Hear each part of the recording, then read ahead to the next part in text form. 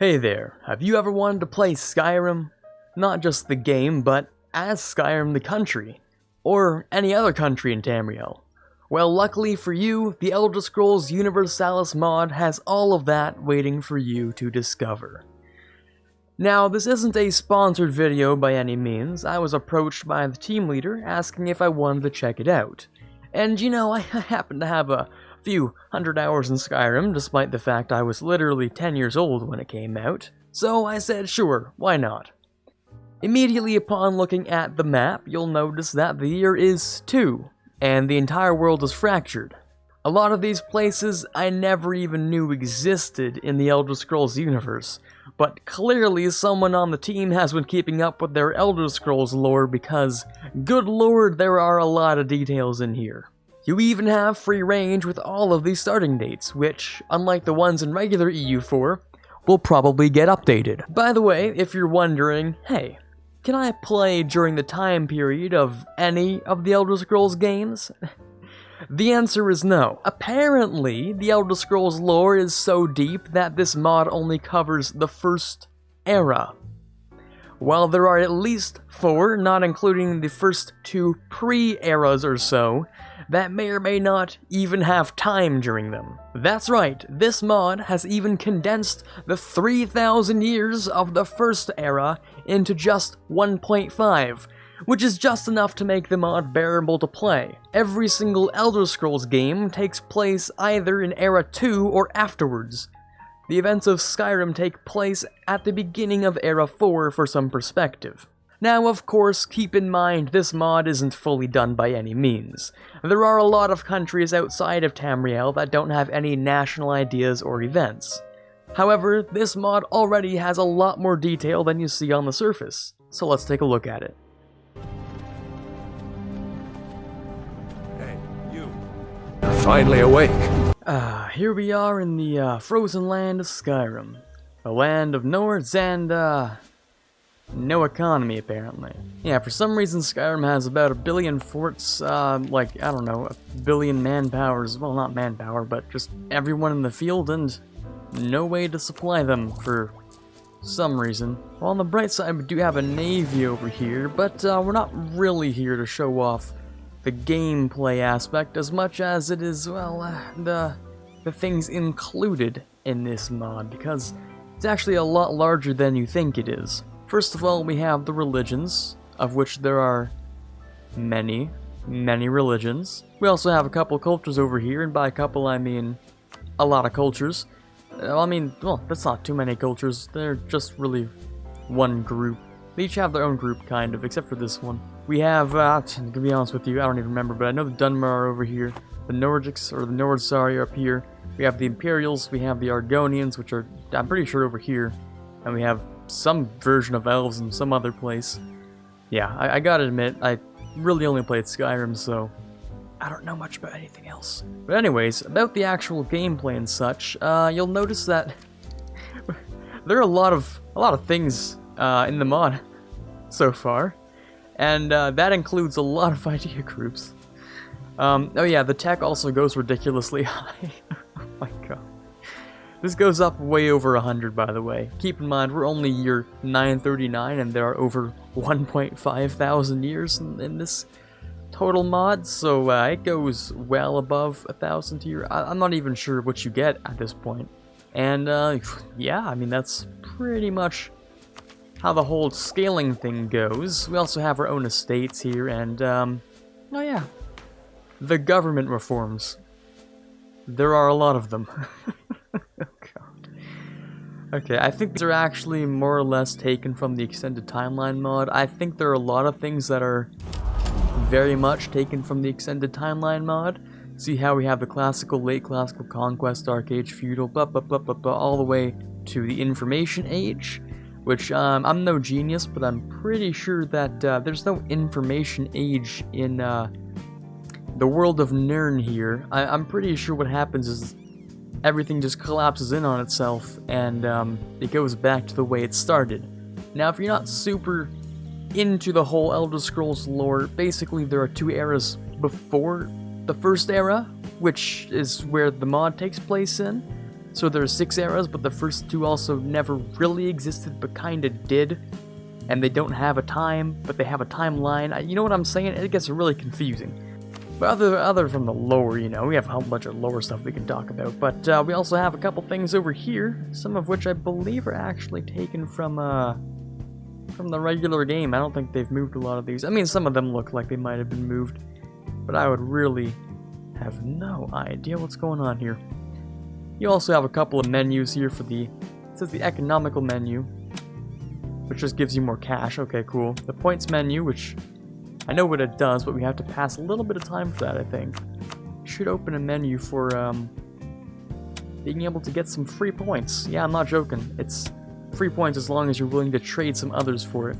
Anyways, you guys can discover that on your own.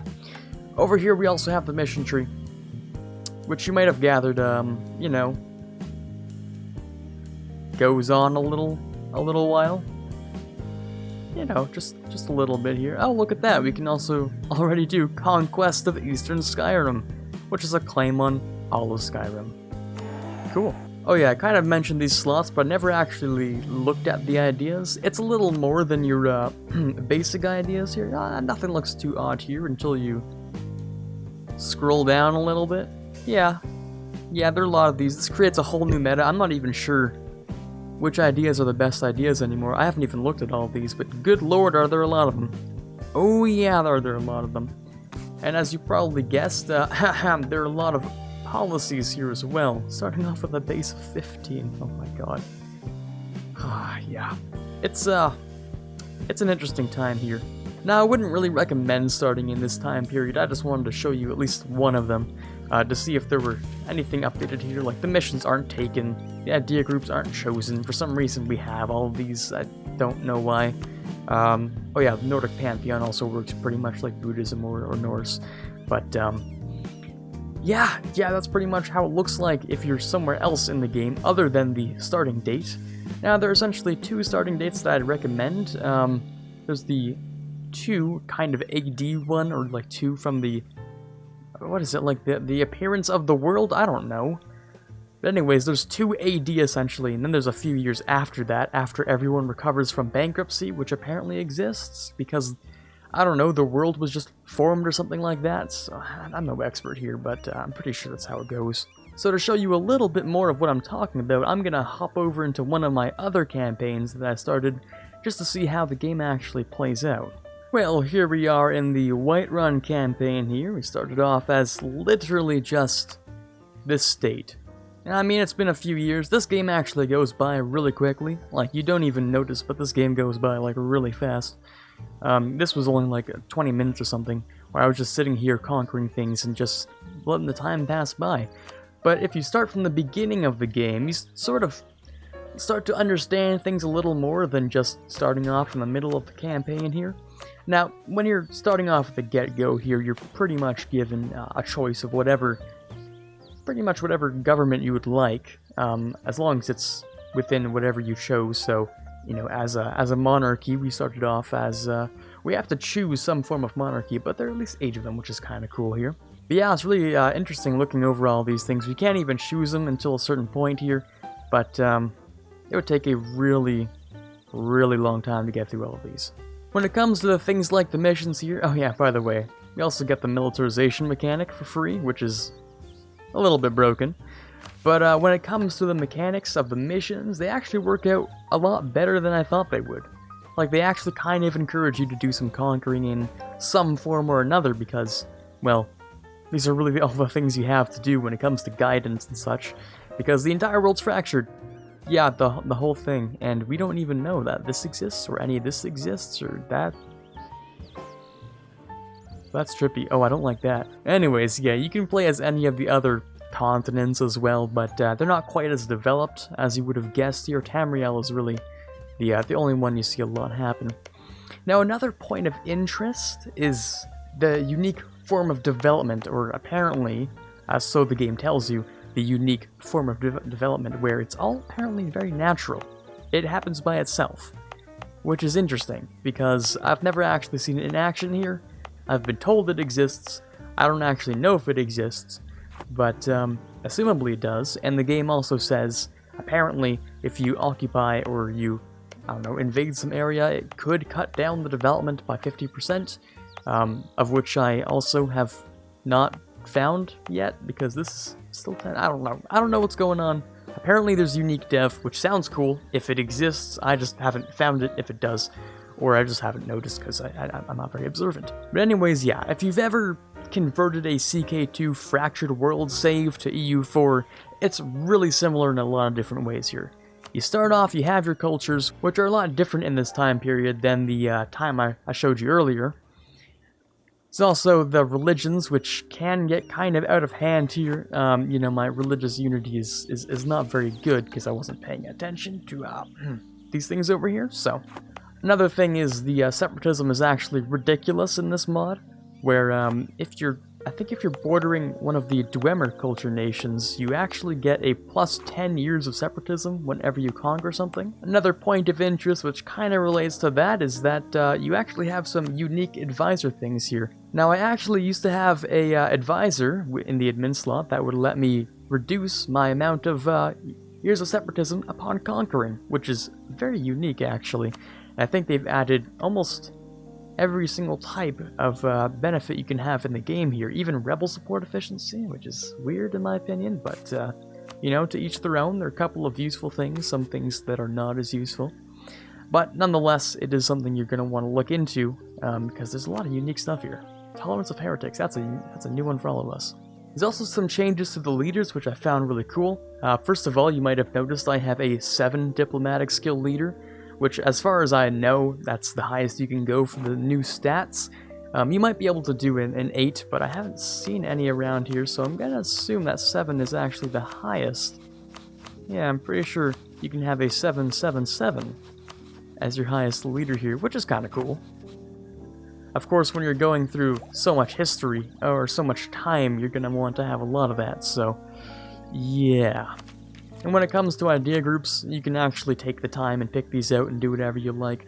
I'm assuming a world conquest is very easy with this mod, unless there are events in the future, because there might be, there might not be, things that, you know, shape the world the way they are. Like I saw there was one over here where, at a certain point you could attack him, anyone could attack the White Gold Tower with a CB pretty much no matter what, which is kind of interesting.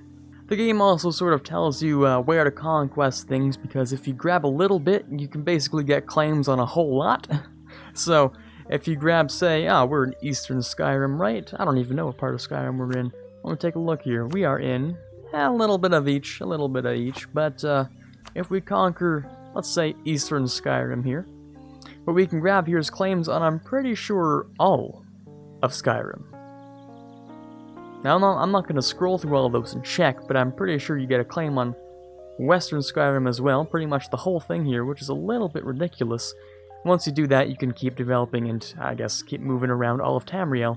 Now, I'm not sure if these also, you know, move towards the other continents. I would assume so, because there's just so many provinces in these lists.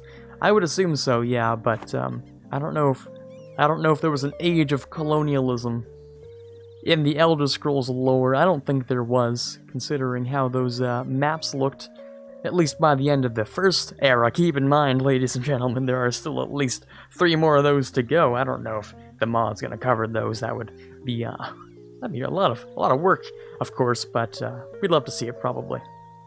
So that's the Elder Scrolls Universalis mod right there. The link to the Steam Workshop page is in the description if you want to check it out yourself. The team leader, Aetherum, is also in my Discord if you'd like to say hi or ask any questions about the mod.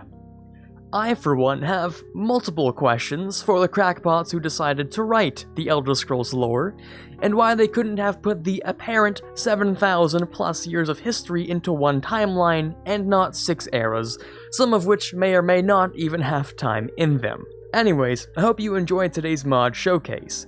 It's something a little bit different than what I usually do, since I'm still very patiently waiting for 1.30 to be announced before I pounce on it like a rabid wolf. If you like what I do, or you want to see some more EU4 content in the future, then subscribing would be a massive help. If we reach 10,000 subs by May 5th, I will literally give away 1 copy of EU4 and all of its expansions. The countdown is on for you guys, so it's up to you to get it done.